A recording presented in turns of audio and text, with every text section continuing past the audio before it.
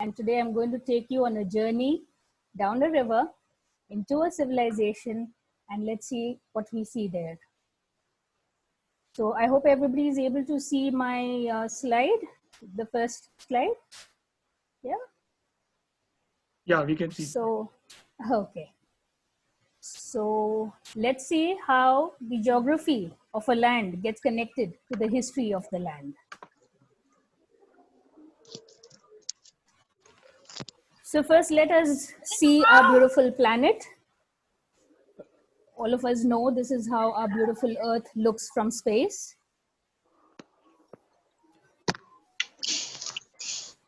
All of us are already aware that the Earth has a layer. I think somebody's mic is on. Neeta, can you please switch off your mic and video? Thank you.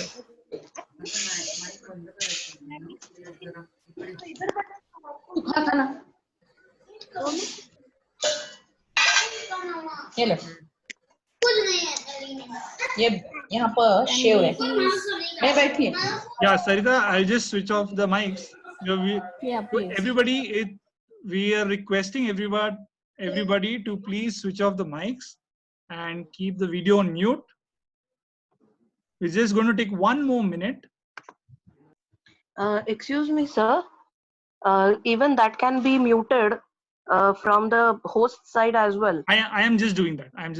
Give me a minute, please. Yes.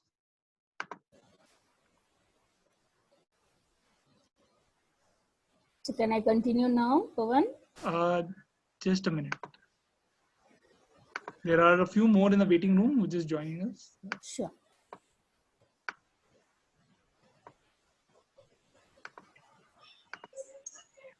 Yes. Please continue, Sarita. I hope all are on mute. Yeah.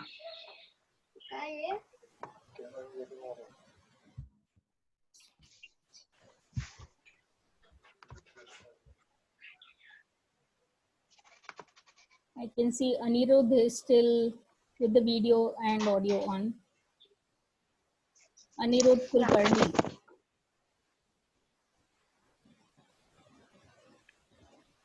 Yeah, thank you. All right, so as I said, let's connect the dots between the rivers and civilizations as I take you on this journey. That's our beautiful planet from space. It's called the blue planet for obvious reasons. We have the atmosphere that covers the Earth, and that's what helps us sustain respiration on this planet. We have the lithosphere, which comes from the word lithos, which means rocks. The planet has 21% of lithosphere. And today we're going to concentrate on the hydrosphere, which is 79% of this beautiful planet. The hydrosphere is made up of saline water. The 79% of hydrosphere is made up of saline water and of fresh water. The saline water is available in the seas and oceans, and the fresh water is available in, it's available in, 1 minute, there's something wrong with one.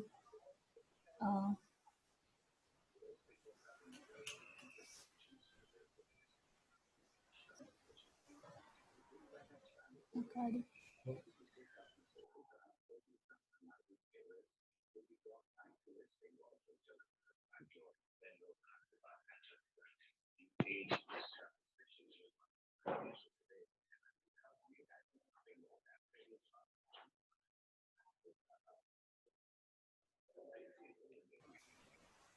Can you all hear me now? Yeah, Sarita, we can hear you. I'm so sorry. I'm so sorry. No problem. So the fresh water is available. The 3% that's available is in glaciers, ice caps, groundwater, lakes and rivers. So if you see, the percentage is pretty interesting. So today we're going to do more about rivers. So let's see the types of rivers. We have perennial rivers. I'm sure you know what the word perennial is. It is forever. Yeah. So you have rivers which are perennial, And they come because they are snow-fed or they are glacial, which means they start from either a glacier or they are snow-fed because of snowfall in the upper reaches of mountains. You also have perennial rivers from natural springs, which come from aquifers. You will learn these words as you go along the discussion. And you have seasonal rivers. Seasonal rivers are rivers which are rain-fed. So seasonal rivers are a part of the hydrological cycle. When it is monsoon and it rains, you will have seasonal rivers. So you have perennial rivers and seasonal rivers. Now let's go down the river and see what are the parts of a river. We just spoke of the sources of the river. So it's perennial, it comes from three sources, and if it's seasonal, it comes from the rain. So if you see, the river source starts from a higher altitude and then goes down the topography of the land to meet the lake or the ocean or the sea. So if you look at what the pointer says, it is the upper course, which is also, the upper course of the river, where the source of the river begins, and which is also called the head stream, because that's where the fountain of water has begun. So that's the head stream. You move a little lower down from the mountains and you come down, you come to the middle course or the midstream of the river. If you can see, there are tributaries on the left side, which they have shown. Tributaries are basically streams of water or larger streams that connect to the bigger river, to the main stream. So you have a main stream, you have an upper stream, you have a midstream, and the last stream is the downstream. So now the river has come down the mountains, down into the plains, and it is now in the lower course. So it has meanders. Meanders basically means curves. So the rivers curve more as they come beyond the plains. So you have now at the mouth, you're now at the mouth of the river. The mouth of the river has the delta. A lot of people confuse the delta and the estuary.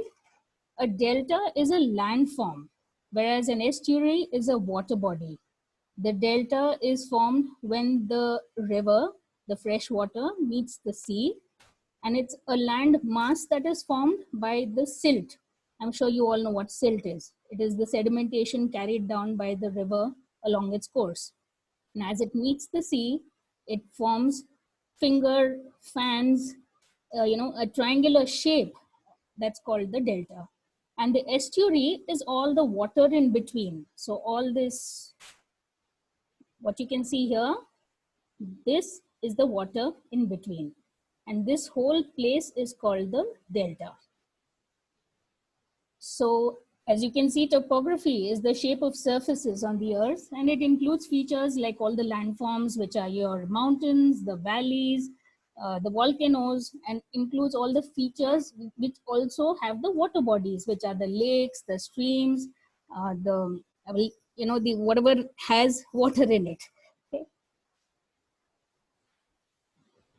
Now we're going to go on to something interesting, and I need you all to sit with your pen and paper so that you can write the uses of water.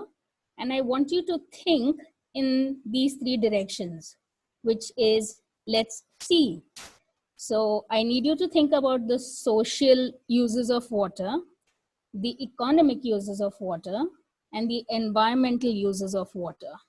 And water, because we're talking about rivers, so it's basically the social, economic, and environmental uses of a river.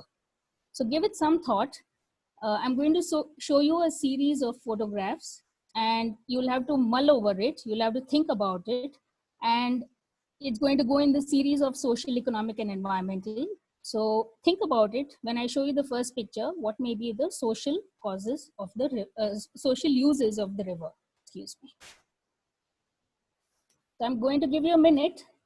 Look at this picture and tell me what it talks to you. What does it tell you? Maybe the social uses of the river.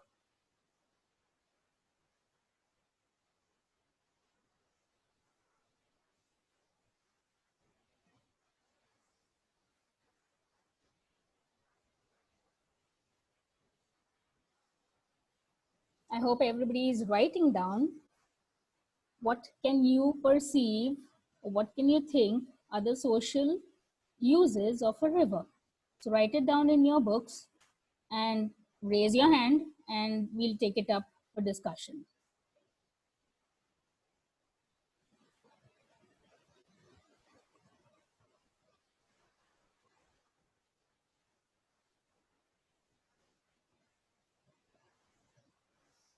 Okay, so if someone can answer this, you can raise your hand, unmute your mic, and then speak.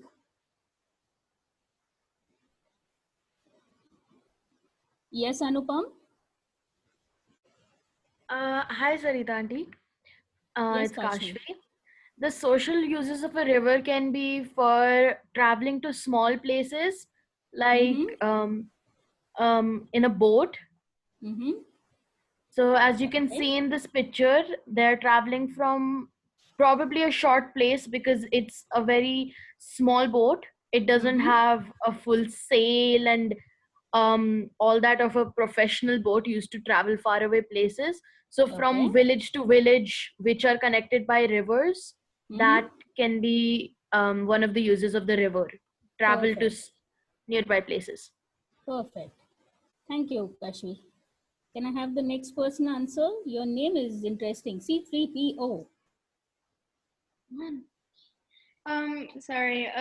The river can be used to transport small goods and small people from place to place. Like Kashvi said, like small towns that are close together, they can use a river instead of using other transportation means. Perfect. Perfect.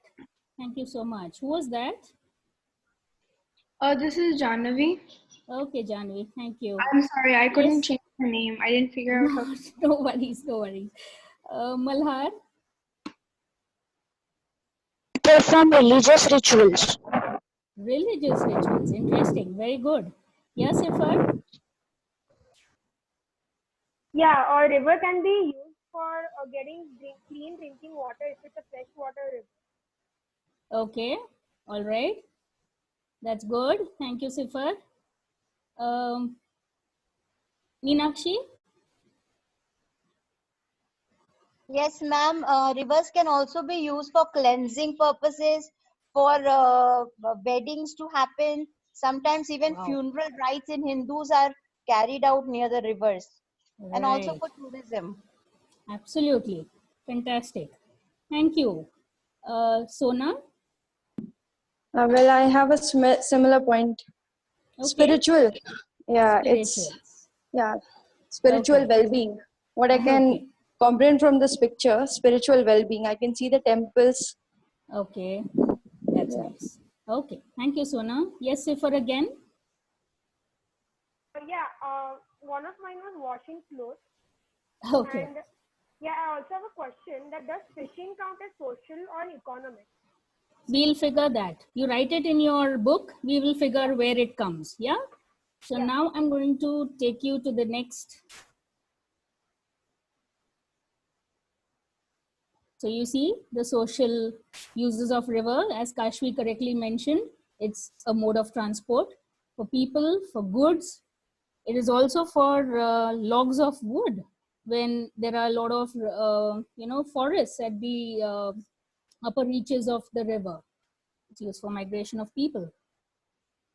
It's a source of water, like someone mentioned, for domestic purposes, and also a source of food for humans and even other animals. Dams.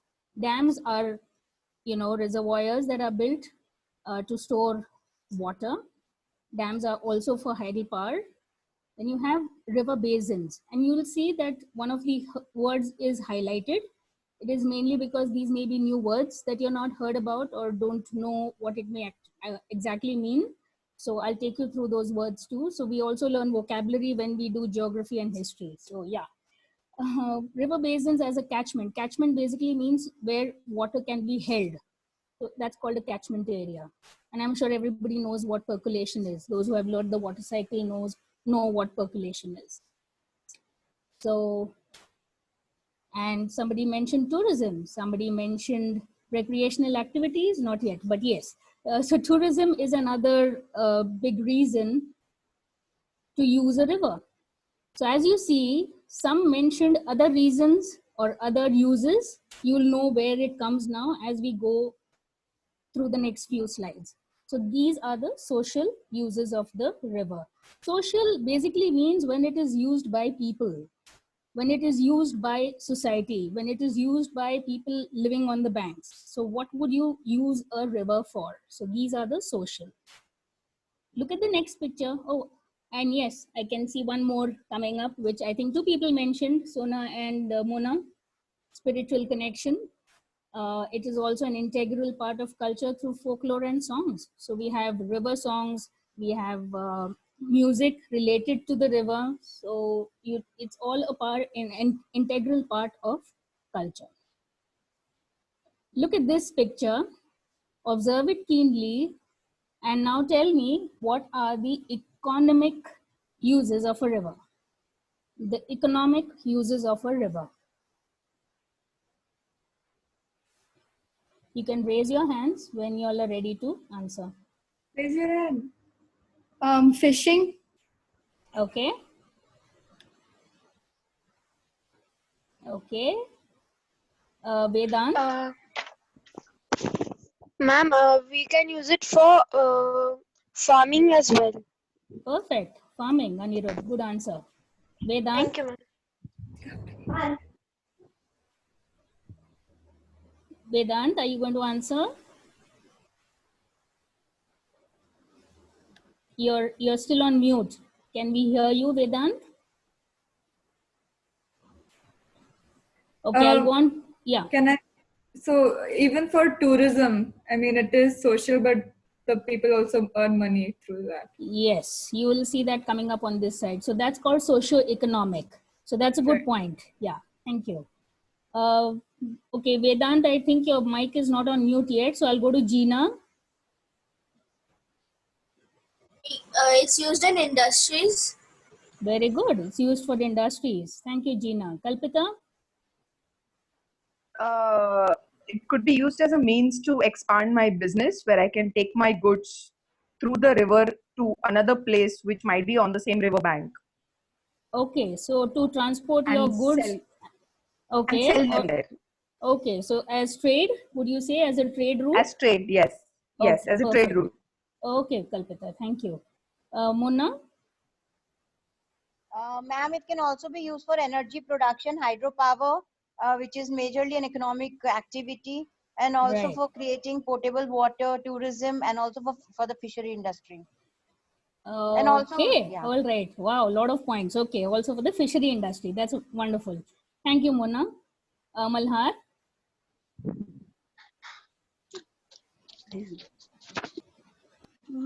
Ma'am, my point is covered. Okay, which one did you pick? What were you going to tell me? Okay, Malhar doesn't want to tell us. Sanchita? For effluent disposal. Effluent disposal. Wow, okay. And Vedant, would you still have a point for us? Okay, I don't know. Vedant's hand is up, but he's not speaking to us. All right. So as you can see, you all gave me several uses. Now let's just go through those uses.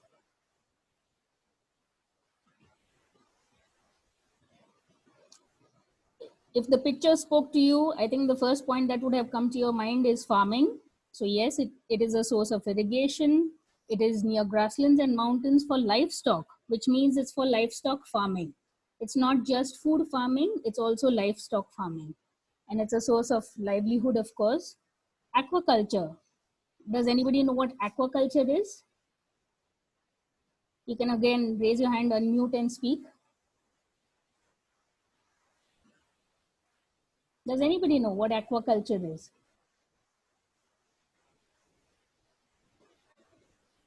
Yes, Sanchita? Yes, Sanchita. I wanted to say that the silt can also be used for farming and pottery. Right. So those are the alluvial soil. That is the next point. But tell me, what's aquaculture? There's a difference between farming and aquaculture. Anybody? Okay. Yes, Kashvi? If agriculture is the growing and the reaping of plants, then aquaculture must be the caring of fishes and keeping them healthy so they'll be available for fishing later. Okay. So Maybe, I'm more, not really sure. yeah, you're almost there. Okay, let's see what Janvi has to say. It could be farming as well, like farming, like using lakes and things like that. And maybe using seaweed and things like that. Okay, we are in a riverine system, so think a little more.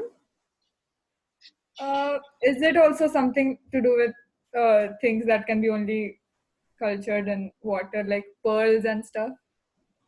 No, we are still in a river. Pearl culture comes in the sea or towards coastlines. Oh, okay. Yeah, so basically aquaculture means culturing of fish, which means growing of fish. Okay, you can have little embankments which are made where fish can be grown just off the banks so that the water is available, but the quality of fish can be monitored. Yeah. So that is what, yes, Mona?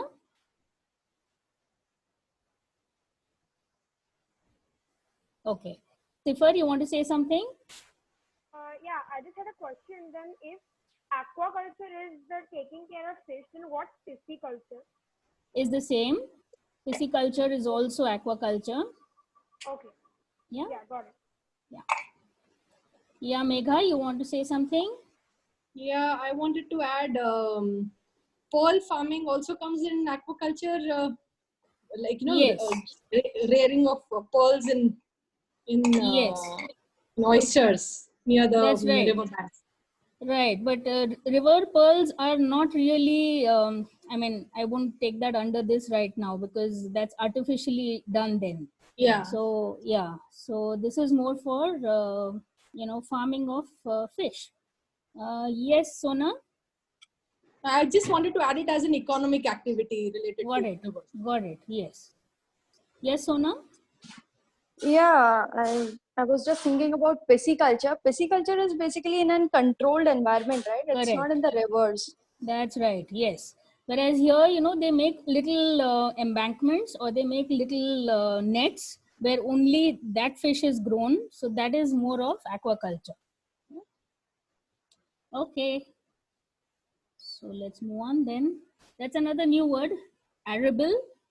Arable is a new word. I'm sure many of us have not heard this. Arable is basically agricultural land or ready for agriculture. So that is called arable. Yeah. Okay. Let's. And you can see the other economic uses. Somebody did mention industrial. Somebody did mention, Kalpita did mention trade routes. Another few new words coming up. Before that, terracotta pots from the river mud and also the river sand for construction. Fluvial valleys, they're called vales. I'm sure you've heard this word vale maybe in your English poetry, over hills and vales, that kind of poetry.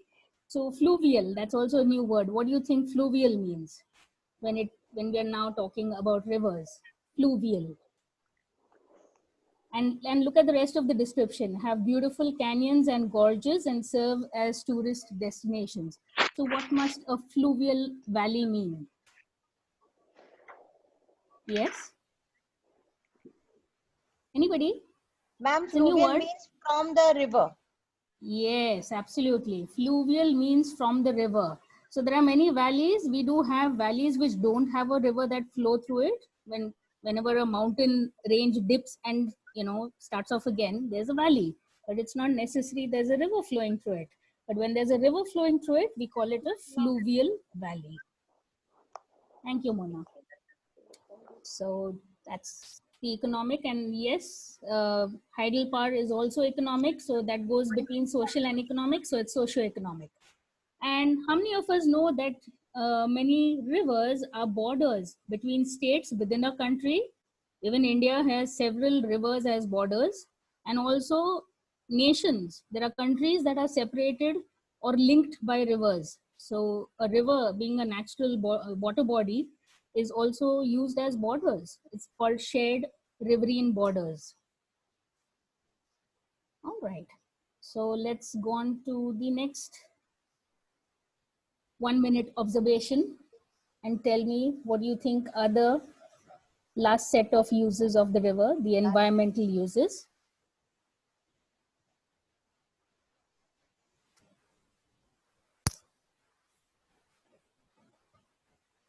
Well, other than oceans, rivers and lakes are the only sources for fresh water, like not salty water.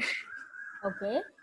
So environmental, I mean, you're saying it's the only source of fresh water. Is that what Yes. you're trying to say? Okay. Kashvi? Yes, it is a source of fresh water. There are many other sources of fresh water. Also, they can be used for irrigation. The water from the rivers can be used for irrigation. We did that, Kashvi. Irrigation came in the previous 2 slides, or rather the previous slide. So think a little more. Why do you see animals here? All of y'all. Yeah, Think a ma'am. little more.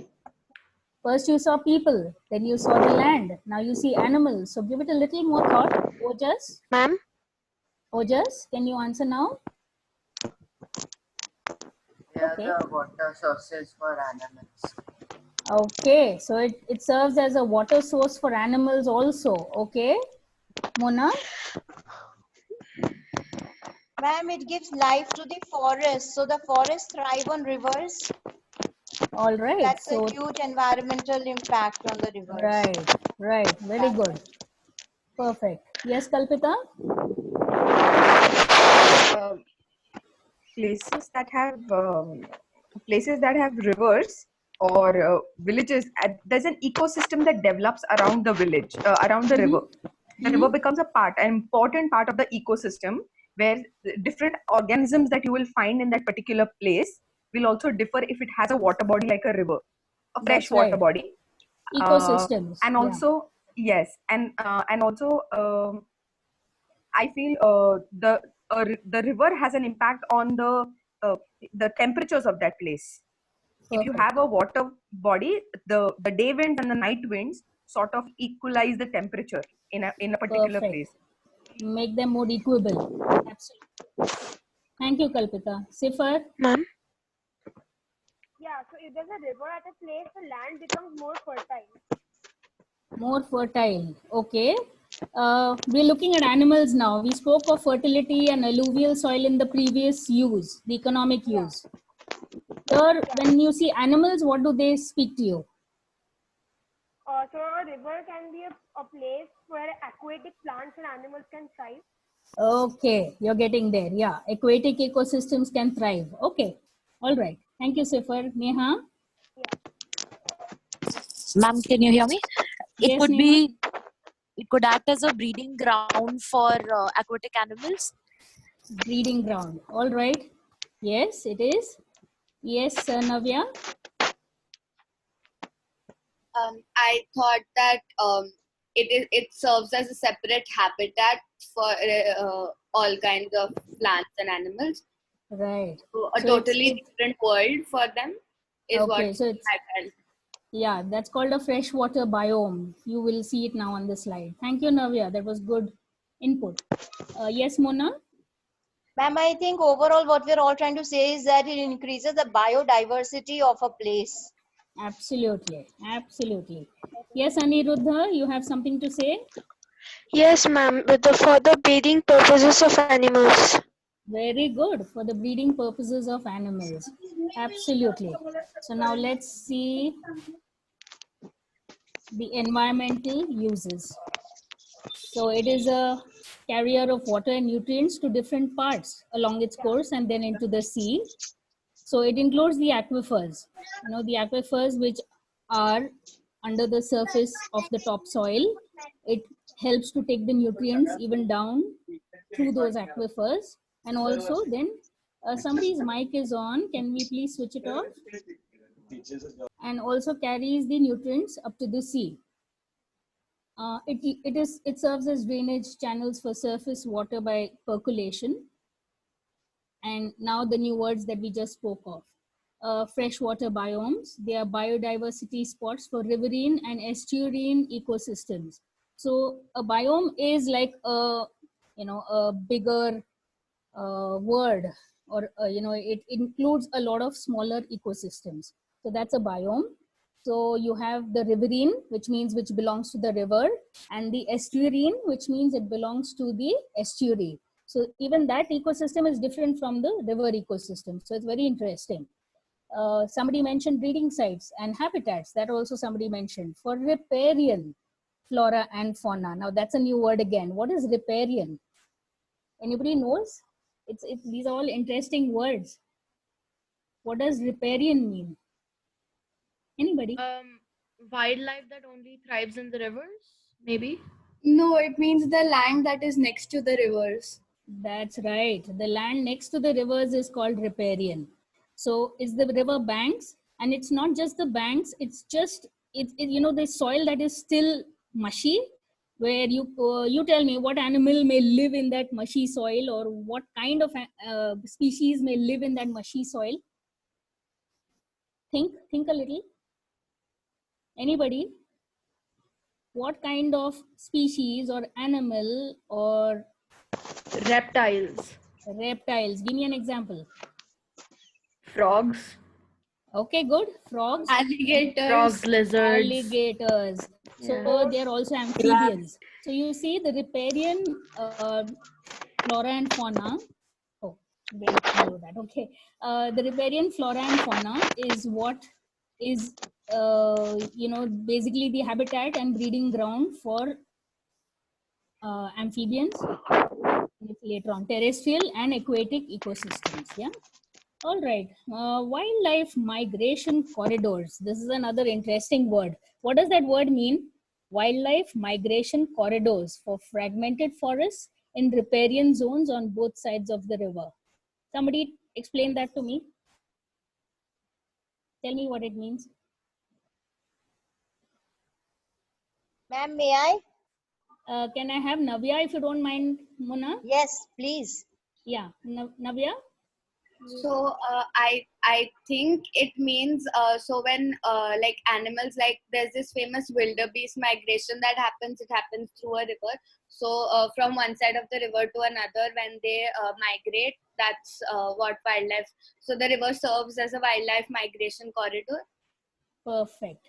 Absolutely. So the river, it's a natural form. It's a natural form of the topography. So animals will just cross. So they are known as animal crossings. These migration corridors are called animal crossings.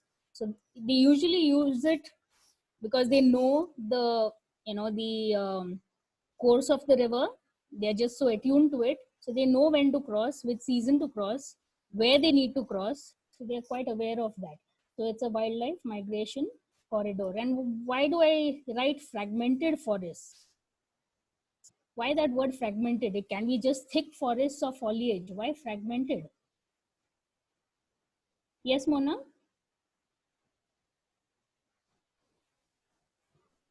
Yes, I'm Mona? sorry, I do not know why you have written fragmented. I'm sorry, but I had Okay. another question.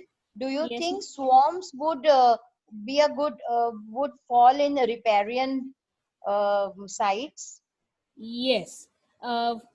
Actually, when we speak of swarms, there is also a backwater ecosystem. So that becomes mangroves, and swamps is different because that's stagnant water. When we speak of riparian, it basically means it is moving water. It is flowing water. It's fluvial. Okay, So great. that's a Thank different you. ecosystem altogether. Yeah.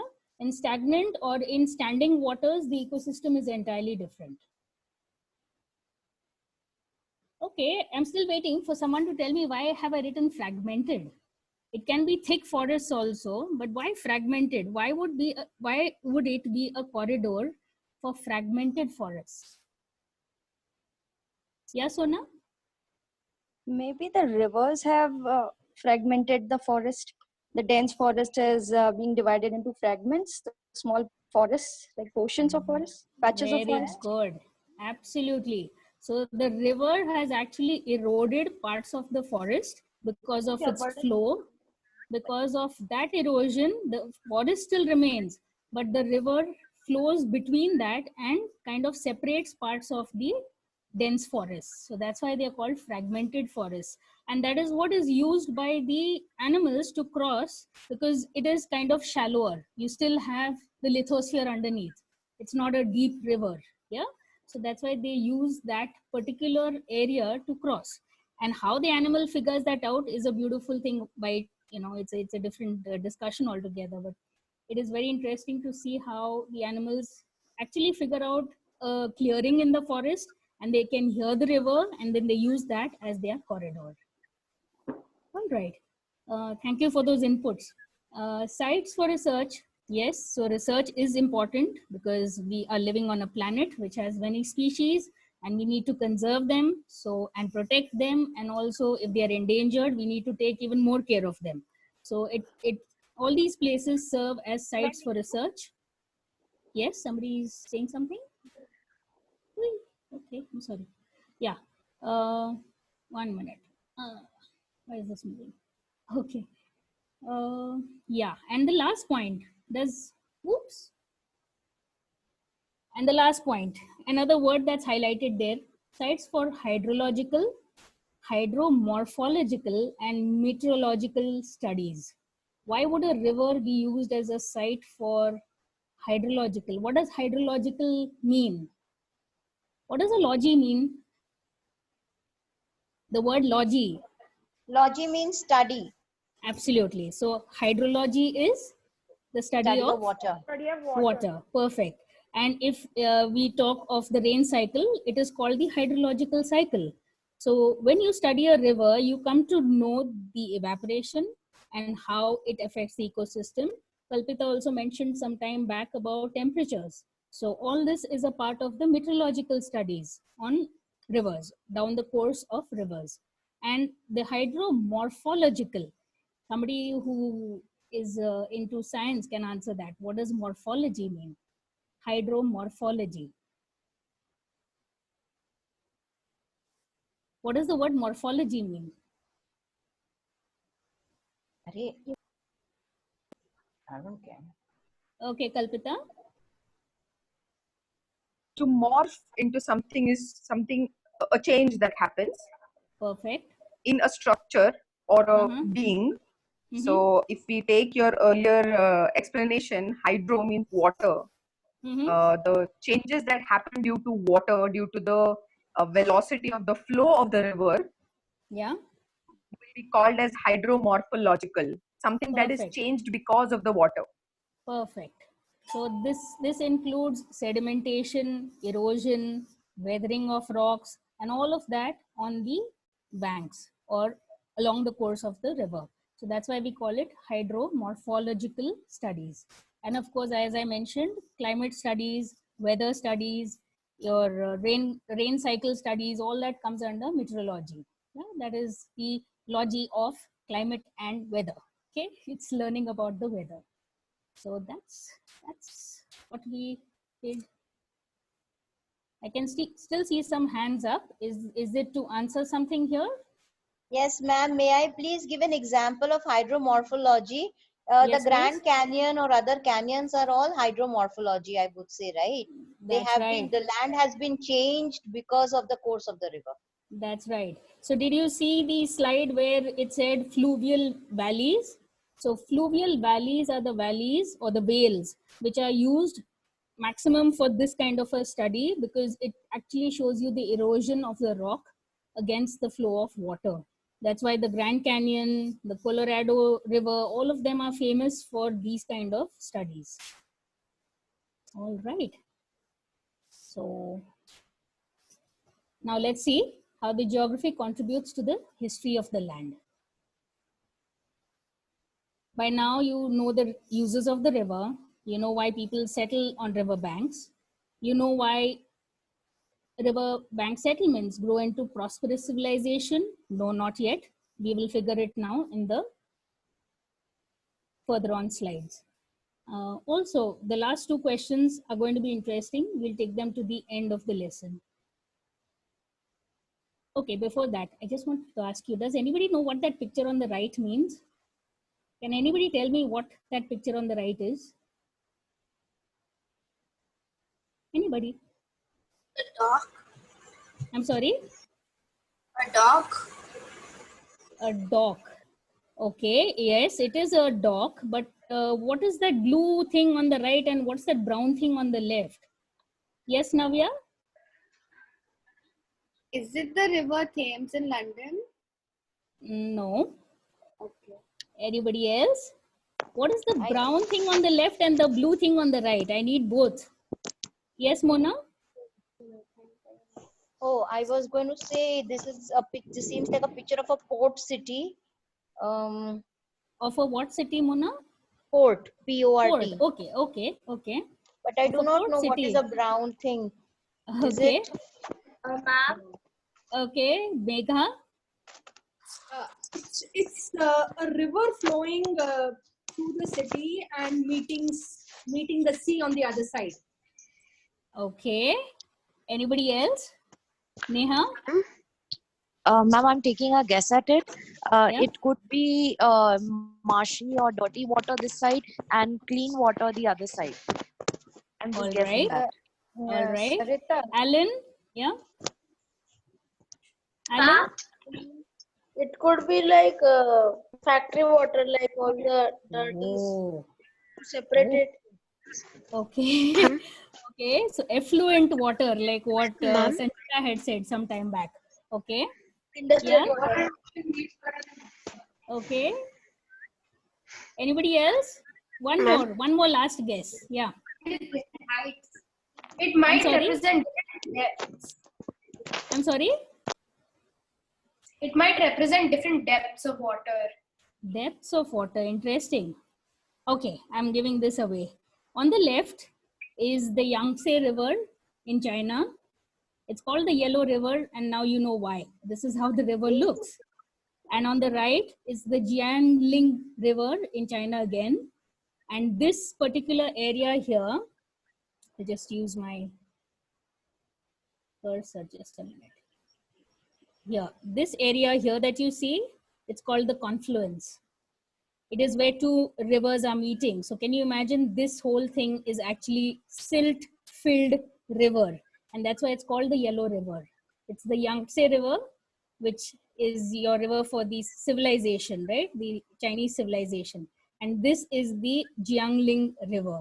And a big port city, as Mona mentioned, this is a big port city of Chongliang. Okay, so see the beauty of the confluence of the two rivers. Okay. So now we're going to move into a different aspect. You figured now how the geography affects the settlements around the river banks. We're now going into a series of cave paintings where you will see how the depictions in the paintings will tell you about life along a river. So you had the hunter-gatherers, then you had pastoralism. I'm sure everybody knows what pastoralism is. It's moving for green pastures for livestock farming. That was also one of the uses of the river. Then you become food growers because you find a place near a river where you can find soil to grow something, but it need not be a permanent settlement. So you may grow something there, then move on to some other part of the river and start living there. And then you have the agriculturists. So you can see that nomads became settlements and they moved on to become civilizations. We all know what a civilization is. I'll breeze you through this. A settlement becomes a civilization. A settlement can be of anyone, right? It can just be of a few people living together on the banks of a river. A civilization is when it becomes a planned city. You have massive structures, you have a drainage system, and you have bricks for architecture. In one of the uses, you saw that river sand is used for construction. river mud is also used for terracotta. So the bricks that we speak of, somebody is not on mute, please. The bricks that we use are from the river sand. Because you have a population living together, you will have occupations and professions. You'll have trade because now you have something to sell. Because you're making something, you have something to sell. And to maintain law and order, you will have a governance because now there are many people. You'll have organized agriculture and of course domestication of animals because you need them for your farming, whether livestock or agrarian. And because it's a civilization now, it becomes a unique identity. It has a unique culture, its languages, its traditions, its cuisine, what they wear, the jewelry, all that comes under an identity of a civilization. And as it grows bigger and bigger, you may either have a royalty or a religion to keep people together. You all know the big four civilizations. So enjoy the pictures now. And now that you know what are the uses of the rivers, see how the various artifacts that have been found have some relevance to staying on a river bank. Okay, I'll just take you back to that slide for a minute. And you see Mesopotamia, the very word means the land between two rivers. Pota means river. So it's Meso means in the middle. So it's Mesopotamia. So it's the Tigris and the Euphrates river, and that whole place was called the Fertile Crescent. So fertile itself means it's ready alluvial soil for agriculture. Yeah, the Nile. And closer back home, we also had the medieval dynasties and empires that we can be so proud of. The Gangetic Plains had the Mauryas and Guptas, the Kaveri River Basin had the Chalukyas and Rashtrakutas. You had the Tungabhadra River and the Raichur Doab region, which had the Vijayanagar Empire. You had Narmada with the Paramaras and the Bundelas. Oops, why do I keep doing this? My pointer. Okay. And you had the Mahanadi, which is in Odisha now, and that's Kalinga Empire. All right, so now you know how the geography contributes to the history of the land. We have just gone through this whole discussion on why people settle on riverbanks and how do riverbanks grow into prosperous civilizations. Let's come to these two questions now. Does geography determine development? So what do we mean by development? And does geography determine development? So give it some thought and unmute yourselves and let me know. And also the next question about culture. So let's take on development first and then culture.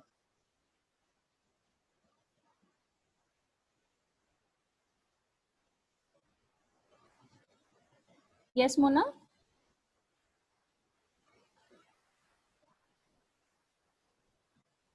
Yes, Mona, would you like to answer? Yes, of course, geography determines development and determines culture. Like you already rightly said that, Mesopotamia, for example, or Egypt, or all the other rivers in India and all the other cultures or the kingdoms that were formed was because of the geography. The geography is how the land is laid out. So if there's a river, which is the main source of life for all economic, environmental, and social activities, obviously like a city is going to develop around it. Absolutely. And once a city develops, then the culture will develop. Absolutely. So when we spoke of civilizations, you can see as one part of it develops, there are other developments also that happens. So if it's a settlement and then they say we can't live in, thatched houses, so we build brick architecture. From there, it moves on to becoming an occupation of a brick, person who makes the bricks and person who lays the bricks. So, each aspect gets added on, and that's how geography determines the development of a place. Any other inputs? Yes, Neha? Ma'am, geography certainly determines the development of a place. For example, a terrain which is hard to drill through is developed way later compared to plains. So Very plains good. are always developed faster, and they are more populous compared to terrains where you have the landforms being, difficult to live on. Perfect. Perfect. Yeah, so the topography of the land, when we mention topography or the surfaces on the lands, on the surface of the land, that's what will determine the development of that area. Perfect, Neha. Well said. Yes, Navya? So I think geography does definitely determine development. So the first two questions that you had posed were also quite, they led to this answer because since people started settling near rivers, that's how they started developing. If they wouldn't have had to settle near rivers, they never would have even started developing. Right. So I think like geography does definitely determine development of a civilization. Okay. I'm going to ask, yeah, who's that? Sorry, we can't raise our hand for some reason. We just Okay. Yeah. Right. So yes, geography does determine development because also geography also has an effect on the resources available, and if there is a larger population and less resources, then that obviously affects the pace of development or the. Also, the raw materials that are available also determine development. Absolutely. So natural resources that are available will determine the development in that area.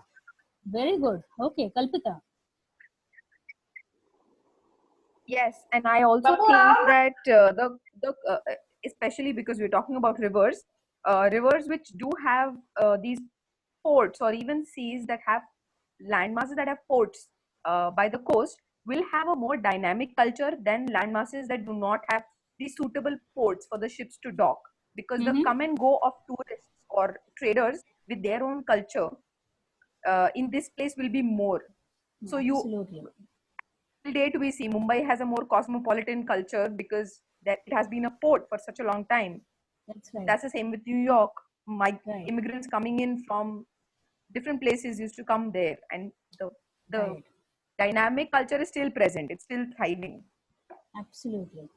Also, to add to that, one more thing is that globalization is a big part of development, and when there are rivers, the transportation to different countries or different cities is also easier. So, like when globalization is good, then development is also likely to be.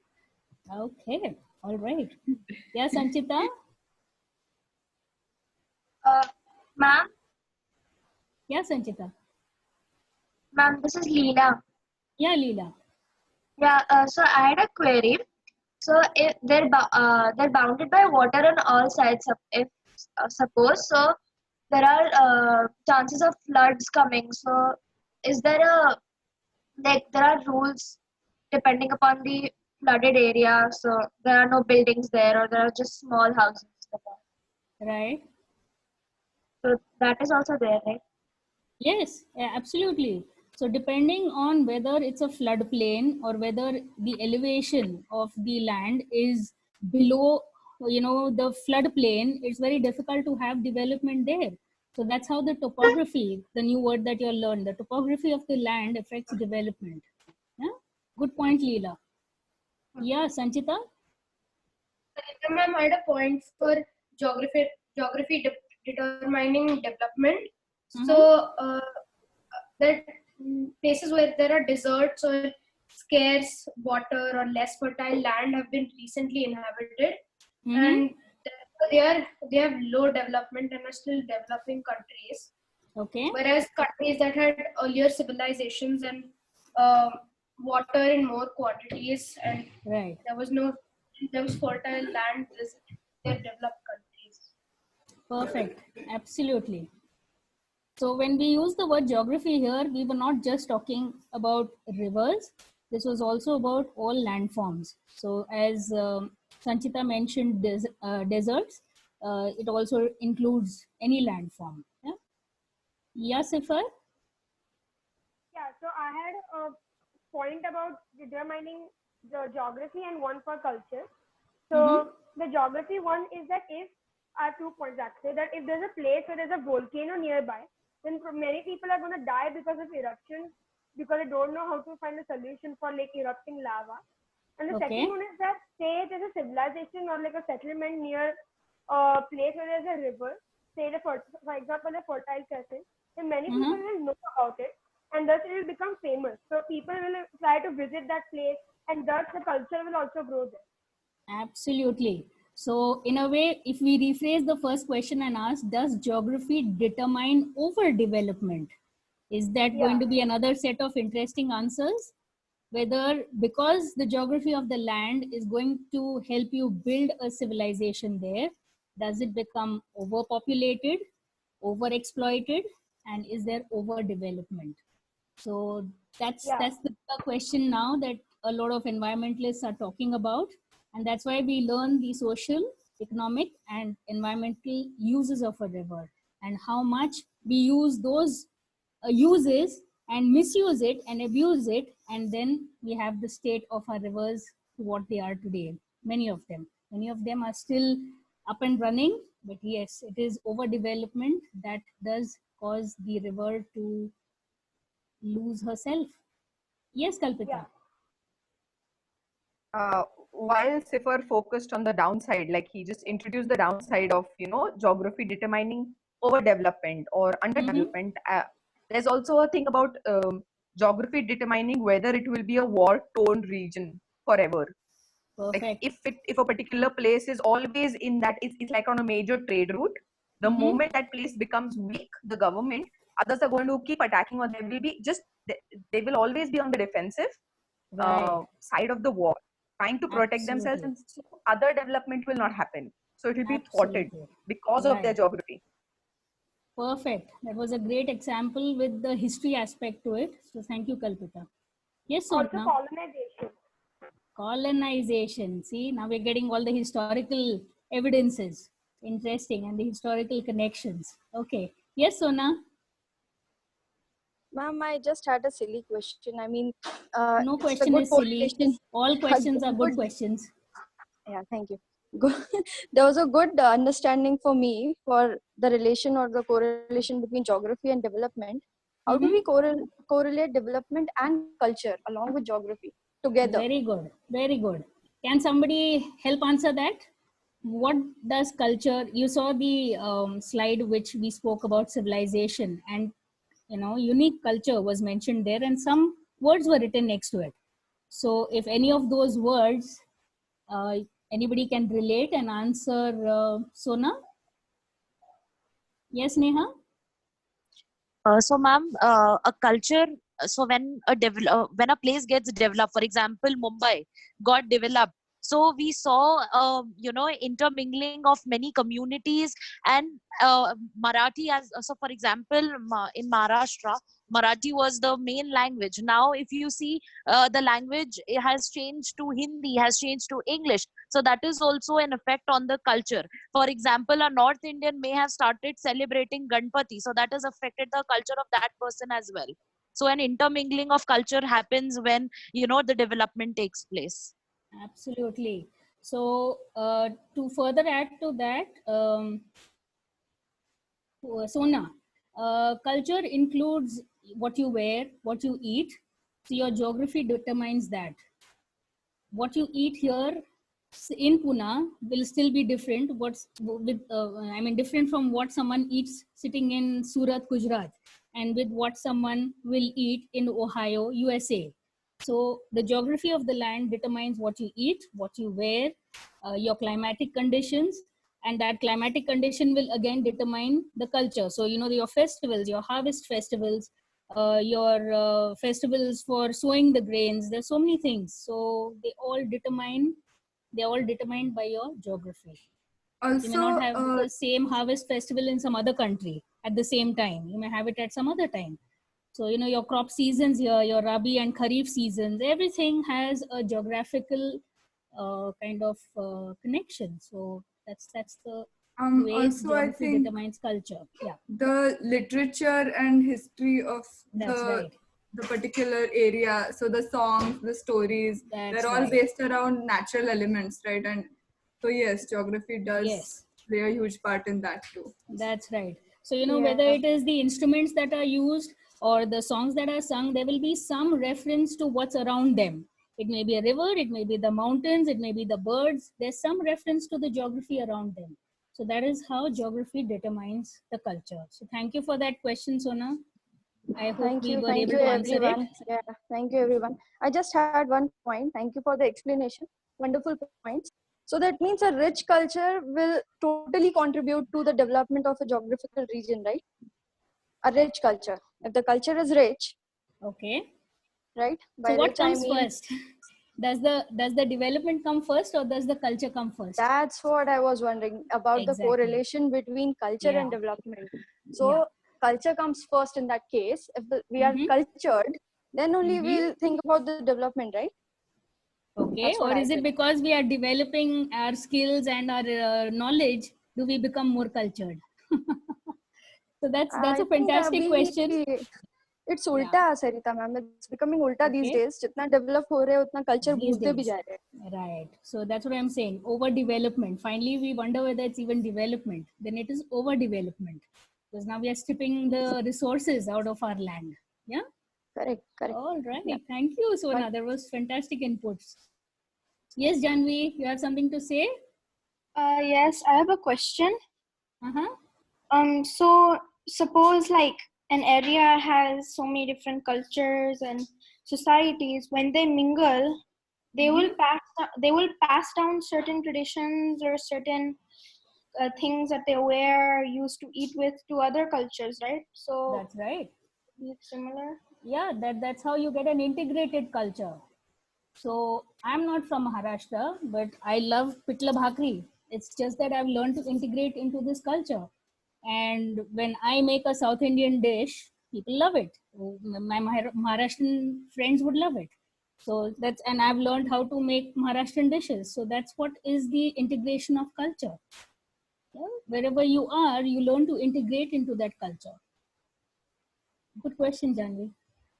All right, so we are at the end of our journey, and I'm sure by now you know that rivers are cradles of ancient civilizations. I'm sure you've heard that word in history. They are the lifeline of medieval dynasties and empires, and the sustenance of modern cities. Thank you, guys. This was a lovely discussion. Thank you so much, Sarita. This was wonderful. Thank you, ma'am. Thanks a lot. Thank you, Thank you, Sarita ma'am. Thank you very much. Thank you, ma'am. Thank you. Thank you. It was Thanks fun. a lot. Thank you. Thank you, ma'am. Thank you. Thank you, ma'am. Thank you, everyone. Oh, Thank I'm now checking the chat and it's lovely. I can see some lovely points out here. Nice. Thanks, Sarita. Thanks, everybody. Thank you so much. Yeah.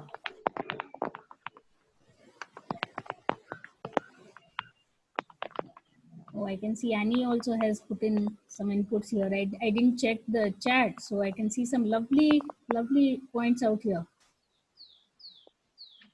Yeah, it is awesome. Yeah. Thank you, Annie, for those inputs. Yes, geography does affect the climate. You're right. Oh, lovely. Very nice. I can see some really lovely answers. So this was lovely, Pawan. Thank you so much for this. Please, the pleasure is just all. We had so many students. You had really young adults and adult young people. We are all young. Yeah. Yeah. Fantastic session, Sarita. I really enjoyed it. Thank you so much. Yeah. Why can't we see one another? You all can see me. Good learners. Of Yes. course, you are beaming. मुझे क्यों नहीं दिख रहा है? अब मैं कहाँ हूँ? Why can't I see? It was a lovely session, Sarita, indeed. Lovely, Thank good you pictures. so much. Good session. Thank you. Thank you. Sia is to be credited for that. She was the one who helped me with it. अरे but ये कहाँ है? Why am I not able to see myself? अरे that's because एक minute आपने ये कर दिया है क्या? वो किया था ना पहले हमने. हाँ okay. But generally feedback दीजिए. What could have been better? Did I drag too much in between? No, I think it was perfect actually. Okay. Did I fumble? No. Okay. It was awesome. We learned a lot about rivers and civilization. Okay. All right. Oh, I can still see people are here. Okay. Yeah. Cool. No one wants to leave. Maybe you should continue the session. Take us to the next part. I don't mind. And that is without this, so it will be totally discussion based. Yeah. Okay. Great, guys. Great stuff. Okay. See you tomorrow. Thank you so much. Okay. I still can't see myself, but it's okay. Yeah. Okay. See you all, guys. Thank you so much. Bye. Thank you. Bye-bye.